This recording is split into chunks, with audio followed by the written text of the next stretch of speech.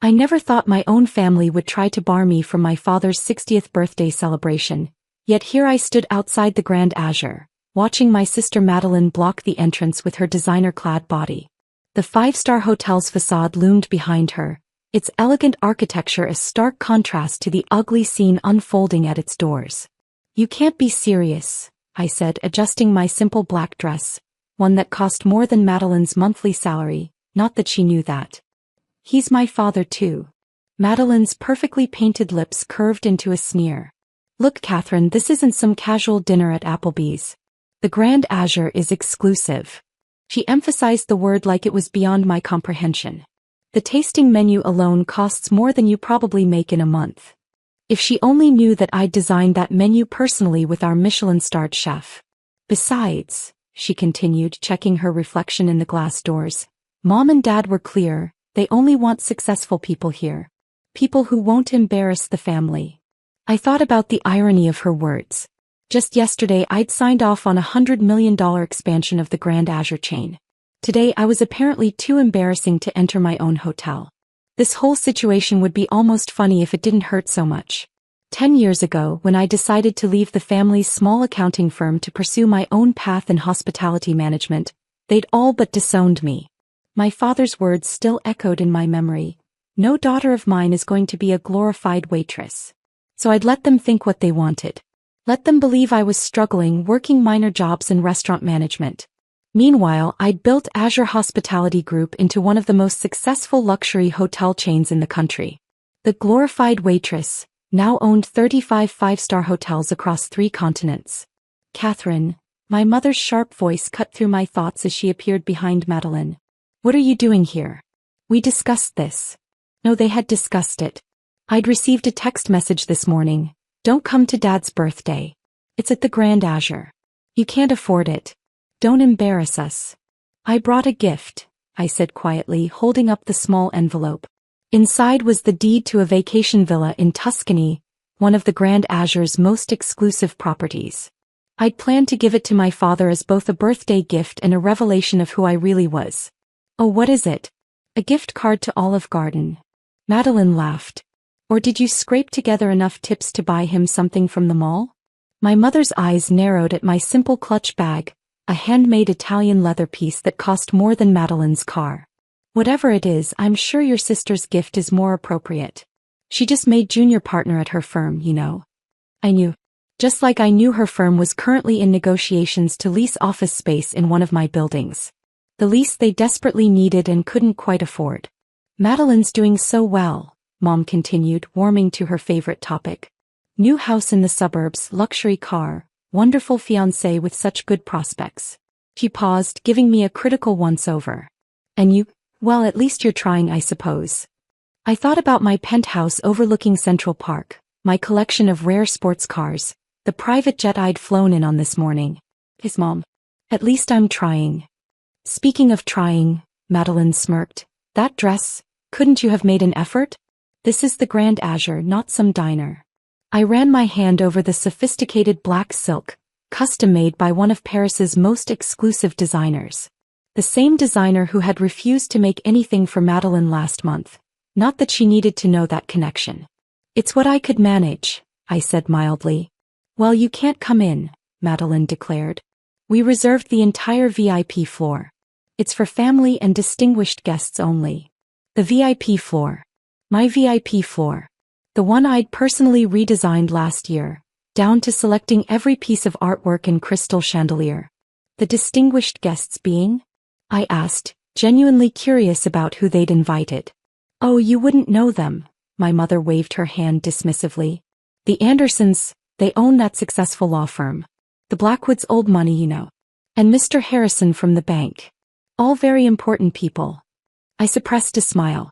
Thomas Anderson leased 3 of my properties.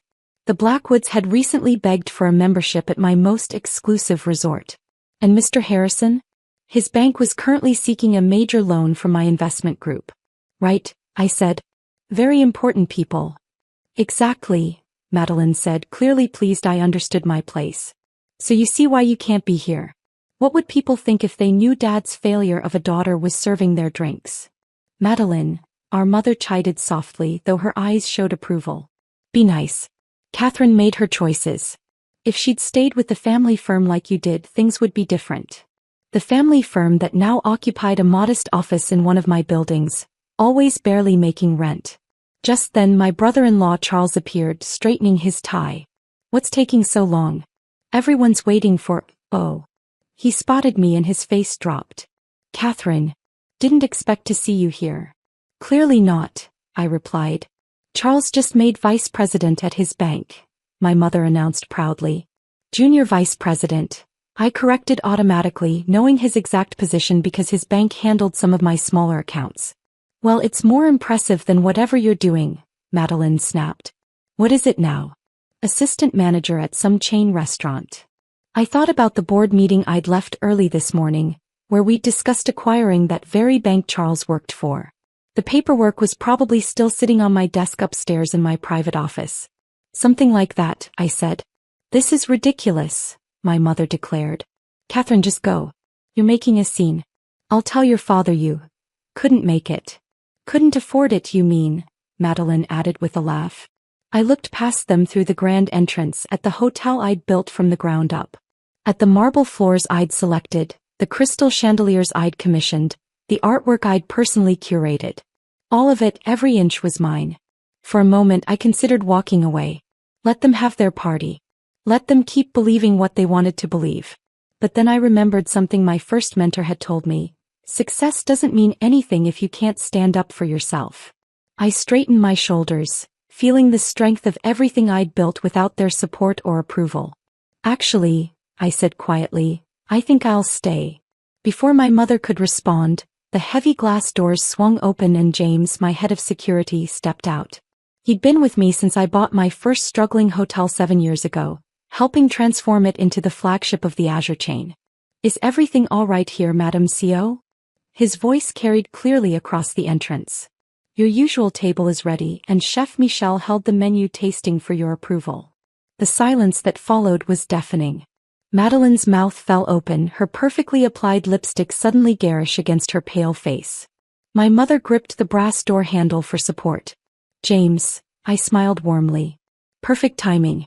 My family was just explaining how I couldn't afford to dine here. Ma'am. He looked genuinely confused. But you own Dash. The entire hotel chain. Yes, I do. I turned to my stunned family. Shall we go inside? I believe you've reserved the VIP floor. My VIP floor, to be precise. Charles found his voice first. This is some kind of joke. You're just a restaurant manager. Actually, James interjected professionally. Miss Catherine is the founder and CEO of Azure Hospitality Group. She owns all 35 Grand Azure hotels worldwide, along with our resort properties and restaurant chains. Madeline's designer clutch slipped from her fingers, clattering on the marble steps. But that's impossible. The Grand Azure is worth billions, I finished for her. Which makes your comment about me not being able to afford the tasting menu rather amusing. I stepped past them into my hotel's lobby, where the staff immediately straightened to attention. Good evening, Miss Catherine, my front desk manager called out. The executive suite is prepared for your father's birthday celebration. Thank you, Sarah. I turned back to my family, still frozen in the doorway. Coming. They followed me in silence, looking around as if seeing the hotel for the first time. Every staff member we passed greeted me by name, each showing the genuine respect I'd earned through years of hands-on leadership. But your dress. My mother finally managed, staring at my simple black dress with new eyes. Custom made in Paris. Around $30,000, I believe. I have a terrible habit of not checking price tags anymore. I led them to the private elevator, the one that required a special key I pulled from my clutch. Unlike Madeline's dress, which I believe is a knockoff, the real Valentino collection hasn't been released yet. I know because I attended the private showing last month. The elevator doors opened directly into the VIP lounge, where my father's birthday celebration was in full swing. The room fell silent as we entered. Catherine, my father stood up from his place at the head table, his face a mix of shock and confusion. What are you doing here? Your mother said you couldn't afford it. I finished, walking over to him. Happy birthday, Dad. I hope you don't mind that I'm crashing the party. In my own hotel. Your hotel. Mr. Harrison from the bank stepped forward, his face breaking into a relieved smile. Miss Catherine. I had no idea you were related to James Thompson. We've been trying to secure a meeting with you for months about that loan. Catherine owns the Grand Azure? Thomas Anderson joined in. My God, James, your daughter is the mysterious CEO who's been buying up prime real estate across the city. My father sank back into his chair, the color draining from his face.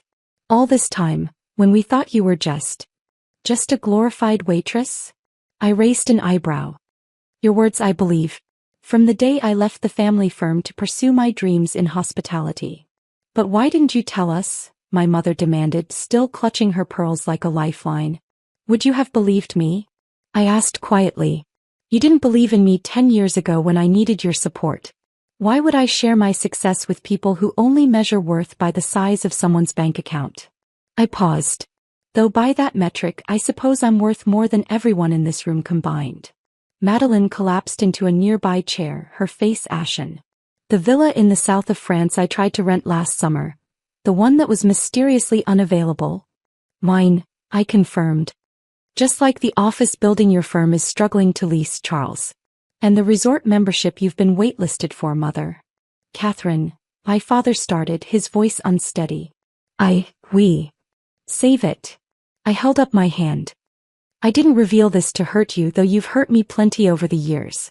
I did it because I'm tired of hiding my success to spare your pride. I turned to address the room. Please enjoy the party. Everything is on the house, my house. I started to walk away, then paused. Oh, and Dad? That envelope Madeleine wouldn't let me give you? It's the deed to a villa in Tuscany. One of my most exclusive properties. Consider it a birthday gift from your failure of a daughter. The next hour was surreal. People who had ignored me at previous family gatherings suddenly wanted to discuss business opportunities. The Blackwoods practically begged for that resort membership. Mr. Harrison cornered me about his bank's loan application. Through it all, my family sat in stunned silence. Madeleine's fiancé disappeared after learning her guaranteed future partnership at her firm depended on a lease she couldn't afford in my building. Charles kept making calls, presumably to update his resume. My mother alternated between crying and trying to explain to other guests that she'd always believed in her daughter's potential.